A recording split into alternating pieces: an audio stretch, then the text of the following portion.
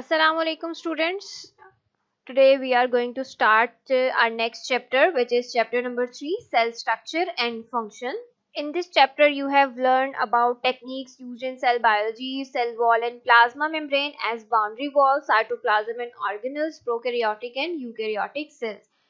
ये चैप्टर काफ़ी डिटेल में है, ऑर्गेनल्स काफ़ी डिटेल में इसमें एक्सप्लेन किए गए हैं। इस चैप्टर को अच्छी तरह से पढ़ने के बाद हम इसकी एक्सरसाइज की तरफ चलते हैं। क्योंकि मैं सिर्फ एक्सरसाइज की वीडियोस बना रही हूँ, तो हम डायरेक्ट इसकी एक्सरसाइज पे चलते हैं। सबसे पहले हम सॉल्व करेंगे इस चैप्टर के MCQs. Number 1 is primary objective of cell fractionation is to, जो प्राइमरी ऑब्जेक्टिव है, मकसद है, बुनियादी मकसद सेल की फ्रैक्शनेशन का, वो है separate the organelle so that there particular function can be determined. Option D है। Volume enclosed by a plasma membrane of plant cell is often much larger than the corresponding volume in animal cell. जो volume plasma membrane of plant cell का है, enclose होता है, वो larger होता है volumes animal cell से।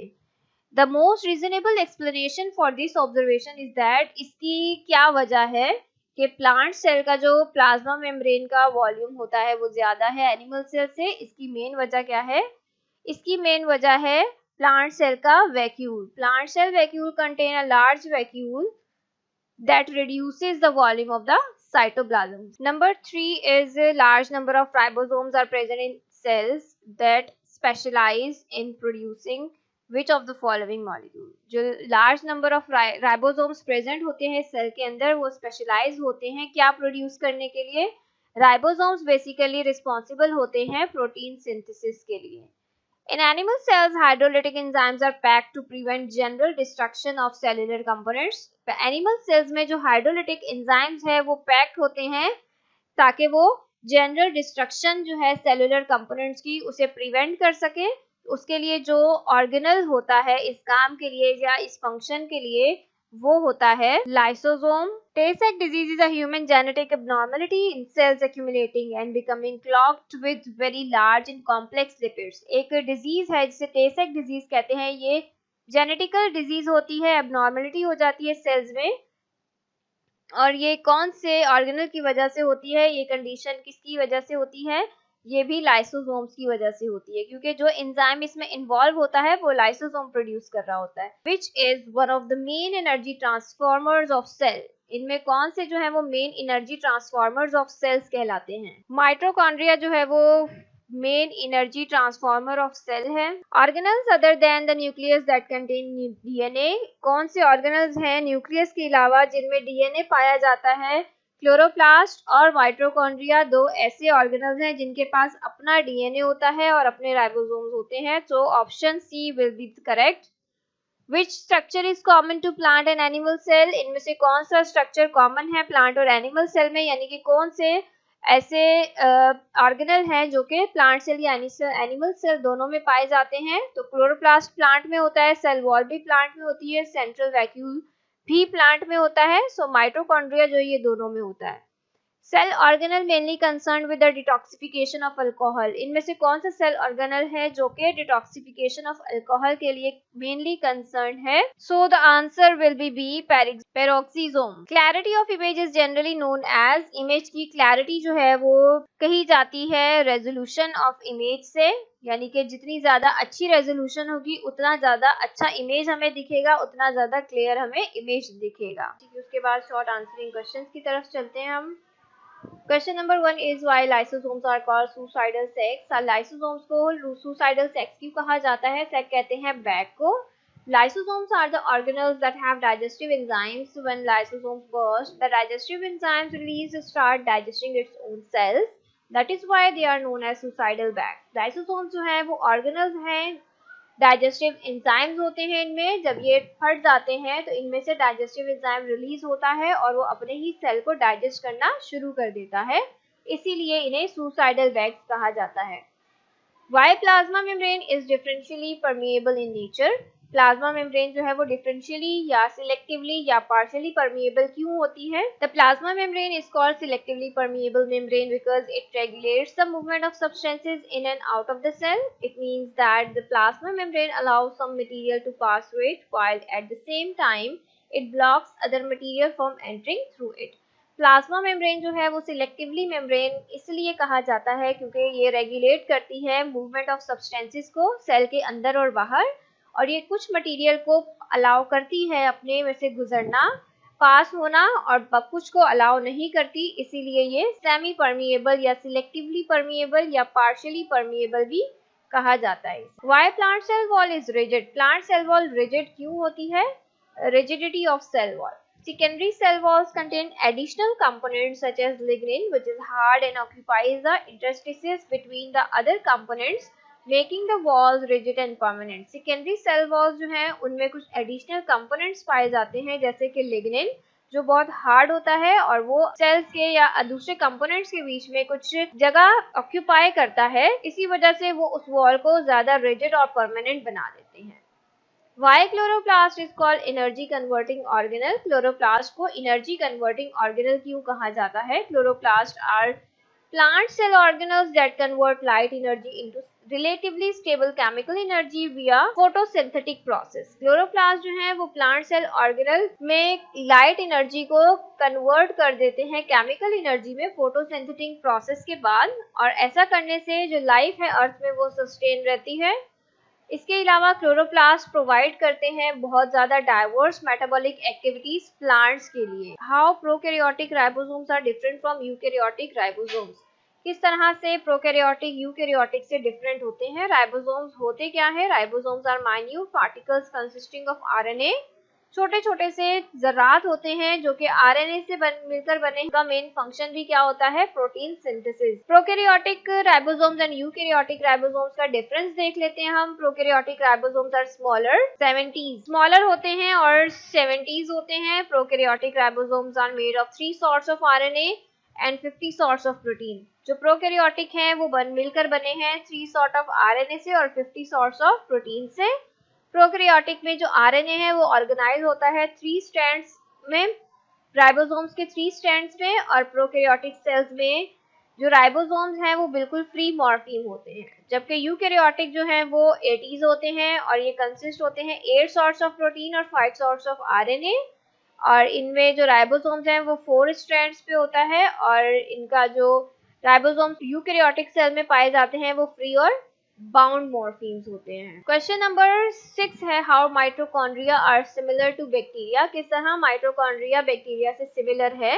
Mitochondria have its own DNA, इसका अपना डीएनए होता है which is separate from DNA found in the nucleus of the cell, जो कि बिल्कुल डिफरेंट होता है, अलहदा होता है उस डीएनए से जो कि न्यूक्लियस में पाया जाता है। Mitochondrial DNA has a simple circular structure which is structurally similar to bacteria DNA and is more or less the same size.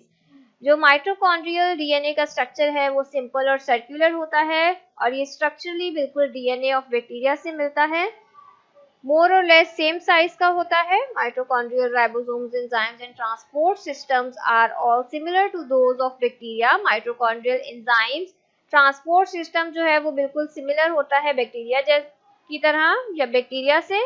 Moreover, mitochondria are approximately the same as the size of bacteria. Number 7 is differentiate between peroxisome and glyoxysome. Peroxisome are single membrane bound organelles found in most of the eukaryotic cell. Peroxisomes जो है वो single membrane bound organelles होते हैं और ज्यादातर ये eukaryotic cells में पाए जाते हैं। Detoxification is done by them. Detoxification करते हैं यानी कि अल्कोहल या टॉक्सिक सब्सटेंसेस का जो इफेक्ट है उसे खत्म करते हैं। Not present in germinating seeds. Germinating seeds में present नहीं होते. Unable to convert fats into carbohydrates और fats और carbohydrates में convert करने के काबिल नहीं होते. Glyoxysomes are specialized peroxisomes that are present in plant and filamentous fungi. Glyoxysomes जो है वो specialized peroxisomes ही होते हैं लेकिन वो present होते हैं plants में और filamentous fungi में। Do not detoxify alcohol at toxic compound. ये detoxify नहीं करते अल्कोहल या टॉक्सिक कंपाउंड्स को, जहरीले मवाद को। Notably found in germinating seeds और ये germinating seeds में पाए जाते हैं। Able to convert stored fats into carbohydrates और ये इस काबिल होते हैं कि stored fat को convert कर सके carbohydrates। क्वेश्चन नंबर 1 है describe structure and function of rough and smooth endoplasmic reticulum. इसका आंसर आपको मिलेगा बुक के पेज नंबर 53 एंड 54 पे। So let's move to the book. Page number 53 पे यहाँ से आप मार्क करेंगे एंडोप्लाज्मिक रेटिकुलम और ये आंसर है पेज नंबर 54 तक। फंक्शन ऑफ एंडोप्लाज्मिक रेटिकुलम ये एंड हो रहा है यहाँ दैब सेल्स तक। देन नेक्स्ट क्वेश्चन है question number 2, explain the chemical composition and functions of plasma membrane in regulating cells interaction with environment. Plasma membrane की कंपोजिशन और फंक्शन बताना है जो कि सेल की इंटरेक्शन इन्वायरमेंट के साथ किस तरह से रेगुलेट करती है। इसका आंसर मिलेगा पेज नंबर 49 से 51 तक। प्लाज्मा मेम्ब्रेन और सेल मेम्ब्रेन पेज नंबर 49 पे है। ये यहाँ से आपने मार्क करना है कंपोजिशन ऑफ सेल मेम्ब्रेन। हमें कंपोजिशन और फंक्शन बताना है तो composition and then page number 50 पर आ जाएंगे तो 50 पर है यहाँ फंक्शन ऑफ प्लाज्मा मेम्ब्रेन। ये फंक्शन आपने लिखने हैं, चाहे तो इन्हें पॉइंट्स बनाकर लिख लें और ये एंड हो रहा है पेज नंबर 51 पे। क्वेश्चन नंबर 3 है explain the structure and function of lysosomes. Lysosome का स्ट्रक्चर और फंक्शन बताना है। पेज नंबर 55 से 56 पे है आंसर। पेज नंबर 55 पे लाइसोसोम की हेडिंग है। यहाँ से आपने मार्क करना है पहले कंपोनेंट्स तक, कंपोनेंट्स के बाद फिर आपने मार्क करना है नेक्स्ट पेज, पेज नंबर 56 पे। आप यहाँ से द बॉडी समटाइम से मार्क करके ये पैराग्राफ एंड करेंगे। देन थर्ड पैराग्राफ आप मार्क करेंगे लाइसोसोम से लेकर चाइल्डहुड तक। Question number 4 is describe structure of mitochondria with suitable diagram. Mitochondria का सिर्फ स्ट्रक्चर बताना है डायग्राम के साथ। माइटोकॉन्ड्रिया आप मार्क करेंगे, माइटोकॉन्ड्रिया से लेकर सिर्फ स्ट्रक्चर ही बताना है तो ये आप पॉइंट्स में लिख लीजिएगा। स्ट्रक्चर पॉइंट्स बनाएंगे इस तरह से, ये मार्क कर दिए हैं पॉइंट्स नॉर्मल सेल डिवीजन तक। और आपने डायग्राम जो ड्रॉ करनी है साथ वो ये डायग्राम है। चाहे तो ये ड्रॉ कर लें, चाहे तो नेट से कोई इजी डायग्राम जिसमें प्रॉपर स्ट्रक्चर नजर आ रहा हो वो भी आप ड्रॉ कर सकते हैं। नेक्स्ट क्वेश्चन है question number 5, explain structure and composition of cell wall. Structure and composition of cell wall मिलेगा पेज नंबर 47 से 49 पे। Cell wall and plasma membrane की हेडिंग है। यहाँ से आपने सेल वॉल पिक करना है तो सेल वॉल पे आप यहाँ पर मार्क करेंगे। सेल वॉल के बाद ये मिडिल लैमेला जहाँ तक मार्क हुआ है सिर्फ वहीं तक कीजिएगा। मिडिल लैमेला के बाद प्राइमरी सेल वॉल है, देन सेकेंडरी सेल वॉल है। क्योंकि ये स्ट्रक्चर का हिस्सा है तो इसे भी आपने ऐड करना है, प्लस आपने ये डायग्राम भी बनानी होगी। मिडिल लैमेला, प्राइमरी, सेकेंडरी और प्लाज्मा मेम्ब्रेन को लेबल कर दिया गया है। पेज नंबर 49 पे फंक्शन ऑफ सेल वॉल है। यहाँ तक क्वेश्चन नंबर 5 कंप्लीट हो जाएगा। Then question number 6 is describe the structure and function of Golgi complex. ये मिलेगा पेज नंबर 55 पे। So let's move towards the page number 55। Here is the answer Golgi complex. यहाँ से मार्क करेंगे आप along with function। Last question है describe the types, structure, composition and function of cytoskeleton. Types भी बतानी है, structure भी, कंपोजिशन भी और फंक्शन भी साइटोस्केलेटन का। ये है साइटोस्केलेटन पेज नंबर 60 पे। यहाँ से मार्क करेंगे। सबसे पहले तो आपके पास आ जाएगा, टाइप्स भी आ रही हैं, स्ट्रक्चर भी आ रहा है। देन ये आपके पास आंसर कंप्लीट हो रहा है प्रोसेसेस एग्जाम तक। पेज नंबर 61 पे है। I hope you will get some help from this video to complete your assignments or for your preparation of exams. We'll be right back soon with another video with another chapter. Till then, Allah Hafiz and take good care of yourself.